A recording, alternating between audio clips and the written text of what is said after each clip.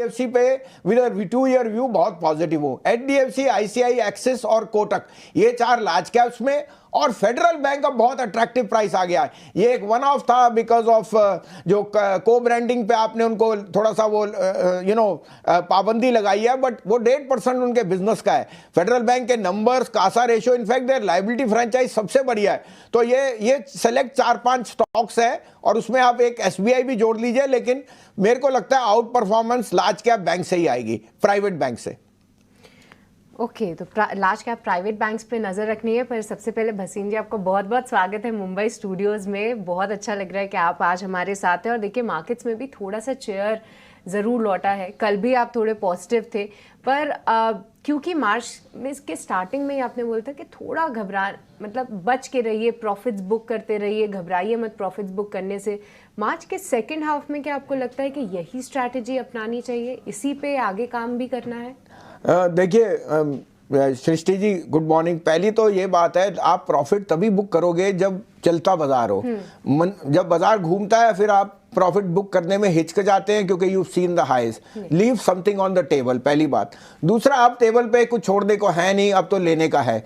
I think के mid cap में जो करेक्शन सेल्फ इंड्यूस थी, म्यूचुअल फंड टेस्ट था, वो सब हो गया है, और अभी भी कंसोलिडेशन हो सकती है, लेकिन शेयर बाजार से आप निकल नहीं सकते, तो लार्ज कैप में रहिए। मेरे को फिर लगता है second half of March, particularly मुझे लगता है 16-17 तारीख से बाजार में वापस मोमेंटम आना चाहिए, और अगर मैं करेक्ट रहा तो then we can again retest. और इस बारी बैंक निफ्टी न्यू हाई जाएगा। निफ्टी का तो मैं कह नहीं सकता बिकॉज उसमें कॉन्स्टिट्यूएंट्स काफ़ी हैं, बट बैंक निफ्टी पे मैं बहुत बुलिश हो गया हूँ।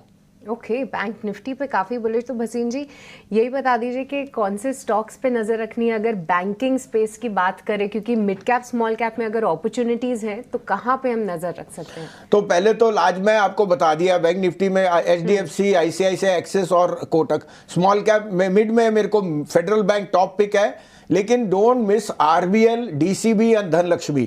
आरबीएल आपको इसलिए बताऊं, 4% स्टेक महिंद्रा ने लिया है, और आई थिंक आरबीएल के जो इस क्वार्टर नंबर आएंगे will be the best ever. दूसरा, उनकी जो लेंडिंग आर्म है that is doing very well, और उन्होंने they have been able to raise their liability franchise faster than others. Dhanlaxmi Bank 1000 crore की मार्केट कैप में आपको इतना बड़ा बैंक मिल नहीं सकता, जो लार्जेस्ट प्लेयर है for NRI deposits and so on. और उसकी जो कॉन्स्टिट्यूएंट्स हैं, एग्री और गोल्ड लोन और एमएसएमई, वो बहुत अच्छा कर रहे हैं। और लास्टली डीसीबी, जहां प्रमोटर ने 135 पे अपने स्टेक बढ़ाया है, आपको वो डिस्काउंट पे मिल रहा है, तो आपको लेना चाहिए। मेरे को लगता है ये एक परफेक्ट कॉम्बिनेशन है, 4 लार्ज कैप, 4 मिड कैप्स आपको जो बोल दिए, इनका आप सिप बनाइए या एक कॉम्बिनेशन बनाइए, यू विल आउट परफॉर्म।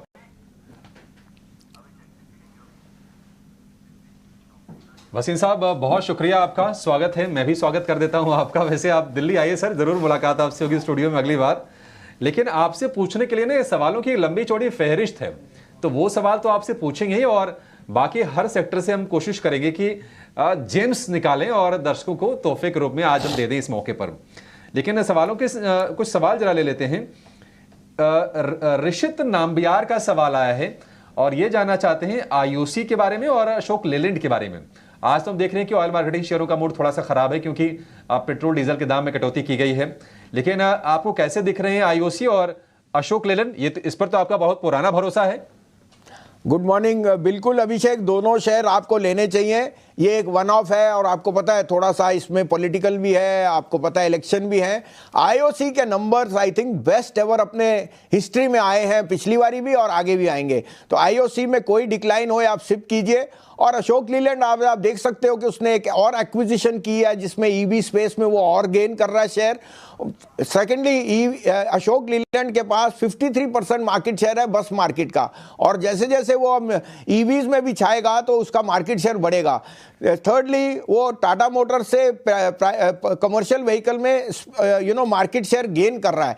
तो Ashok Leyland is a perfect India play on transportation, और मुझे लगता है कि अशोक लीलैंड सबके पोर्टफोलियो में होना चाहिए। ये 163-64 पे is a must have in your portfolio. बने रहिए और सिप करके और ऐड कीजिए।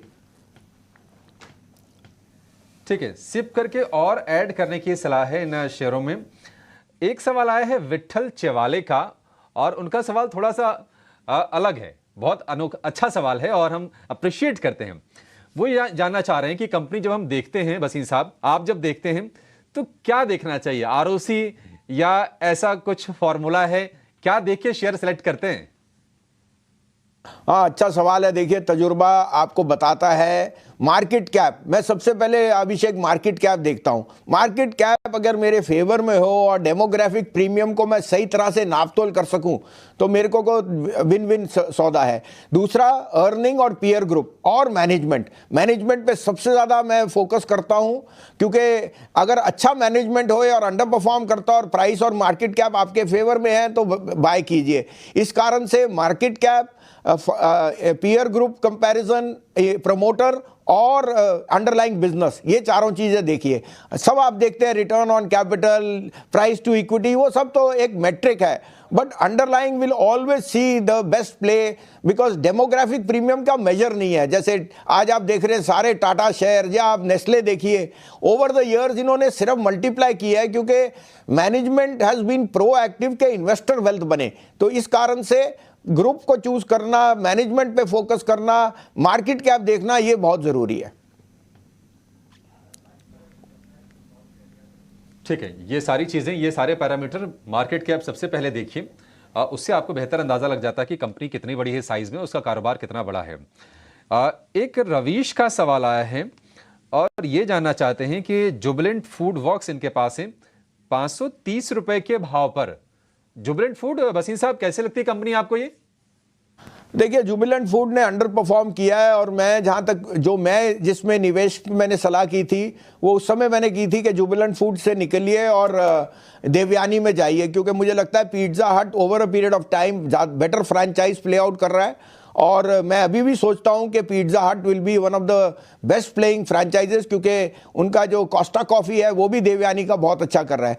तो मैं ये नहीं कहूँगा कि लॉस बुक कीजिए, क्योंकि देखिए अब rural incomes will start to rise और मिलेनियम और जो रूरल हाउस होल्ड्स हैं सबके यहाँ ये बाहर से खाने का और best of choices of brands आ गया है। तो होल्ड कीजिए, लेकिन थोड़ा बहुत देवयानी ऐड कर लीजिए। ये 145 से 47, आई थिंक अगर आप 6 महीने का टाइम दें, Devyani can be an outperformer. Jubilant is a hold, Devyani को ऐड करने में रादर देन जुबिलेंट आपको दो कंपनियों का एक विश्लेषण मिल जाएगा। ठीक है वसीम साहब, एक हमारे व्यूअर है, उनका नाम है राजेश मोदी, तो उन्होंने लिख के भेजे आपके पुराने वाले शेयर एयू स्मॉल, आपने बताया HDFC लाइफ, आपने बताया होगा रेलिगेयर, धनलक्ष्मी बैंक तो मेरे को भी अच्छे से याद है। वही आपको शेयर आपके याद दिला रहे हैं, AU, HDFC life, Religare and Dhanlaxmi bank. वो ये पूछना चाहते हैं इसमें अभी क्या किया जाए, बने रहें या फिर कैसे करें आगे काम? बिल्कुल बिल्कुल बने रहिए। देखिए, एयू ने अपनी जो सब्सिडरी थी वो भी मर्ज कर दी। आप अगर महाराष्ट्र या कोई भी आप राजस्थान में छोटे व्यापारी का अकाउंट देखें वो एयू बैंक में है। साथ में उनका कासा रेशियो अच्छा है, उनकी निम्स बढ़ने को है। लाइबिलिटी फ्रेंचाइज सबके यहाँ थोड़ी सी दिक्कत में थी क्योंकि money was going more into investment in mutual funds and so on, और ये पासिंग स्टॉर्म है।